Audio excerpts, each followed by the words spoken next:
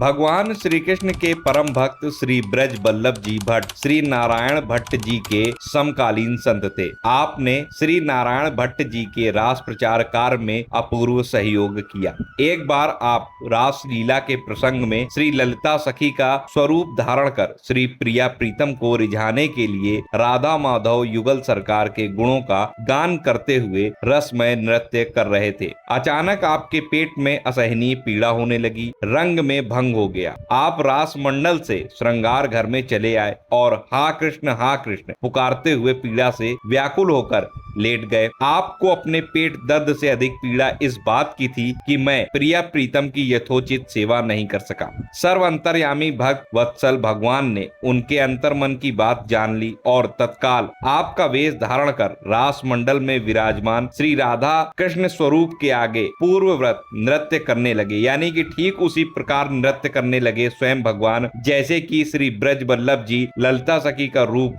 धारण करके नृत्य कर रहे थे राधा माधव युगल सरकार के आगे। उस समय रास मंडल में ऐसा आनंद छाया कि सभी लोग एक सीनरी के समान हो गए, जैसे कि एक छवि हम लोग देखते हैं। सब लोग शिथिल हो गए, हिलना डुलना सभी का बंद हो गया और सभी के शरीर पुलकायमान यानी कि रोमांचित हो गए और सभी की आंखों से प्रेम के आंसू जो थे वो छलछला उठे। उधर एक सेवक श्री ब्रज बल्लभ जी को दवा देकर रास मंडल में जैसे ही पहुंचता है तो उसने देखा कि वहां वे नृत्य कर रहे हैं। उसने सोचा ये कैसे संभव है, अभी तो मैं ब्रज बल्लभ जी को श्रृंगार घर में दवा दे करके आया हूँ और फिर अचानक वे कैसे रास मंडल में आके नृत्य कर रहे हैं। उसे बहुत आश्चर्य हुआ। वह दोबारा श्रृंगार घर में आया तो देखा कि श्री ब्रज बल्लभ जी पीड़ा से करा रहे हैं और हा कृष्ण पुकार रहे हैं। यहाँ से जब वह दोबारा रास मंडल में गया तो देखा कि वहां तो ब्रज बल्लभ जी प्रेम उल्लास में आनंद मग्न होकर नृत्य कर रहे हैं। दोनों जगह वह आपको देखकर यानी कि श्री ब्रज बल्लभ जी को दोनों ही जगह देखकर वह आश्चर्यचकित हो गया और सहसा तो उसे अपनी आंखों पर पहले तो विश्वास ही नहीं रहा कि वह ये क्या देख रहा है। उसे लगा कि जैसे ये कोई स्वप्न है। फिर वह श्रृंगार घर में आया